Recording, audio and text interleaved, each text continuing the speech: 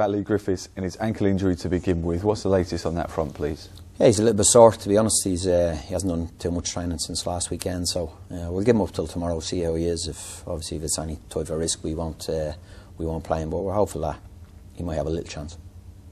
I mean, obviously, how important is Lee to this new look Hibs side?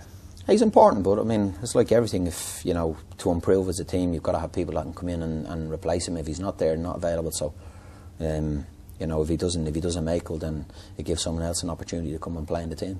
How pleased have you been with the development of Paul Kearney? Because it is a big step up coming into the Scottish Premier League, but he's really seized his chance, and you can see it week in, week out. He's getting better. Yeah, I think we spoke to Paul at the start. We obviously wanted to improve his fitness levels, and he's done that. He's worked really, really hard pre-season, and training sessions. He's at a fantastic level now. So, but his game is improving week in, week out as well. You can see him growing in confidence. I think the goal at Celtic Park, obviously a couple of weeks ago, has helped his confidence as well. So, no, he's going to be a big player for us over the course of the season. But he started the season really well. Just talking about the level of competition for places, we touched on it in our last interview.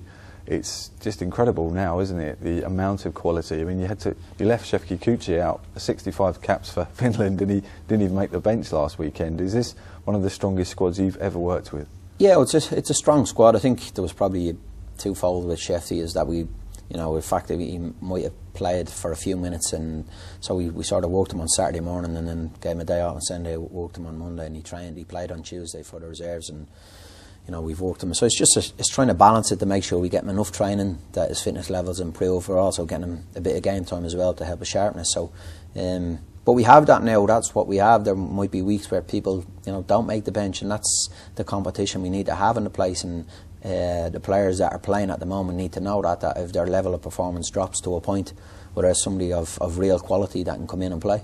You mentioned the reserves. Obviously, they played at Dunfermline earlier on in the week. Danny Handin played out wide right. You played him there in pre-season against Zealand Select as well. Do you see that as a possible role for him to occupy within the first team squad? Yeah, we've looked at him. We don't have a lot of wide players in the club, to be honest. And we've probably really got Ivan, and maybe we've been playing D there and Paul out wide as well. So Danny's he's an intelligent footballer. When he plays up front, he tends to drop into little areas where he's difficult to play against.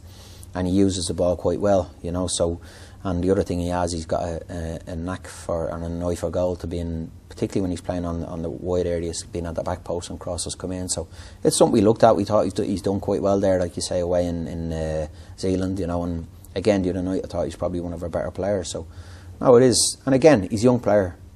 All the things that he can add to his game will help him long term, So we know he can go and play in there, which is a plus for him, because then it means we know he can play up front, and we can play him off a front man, or we can play him wide, so it will help him as well.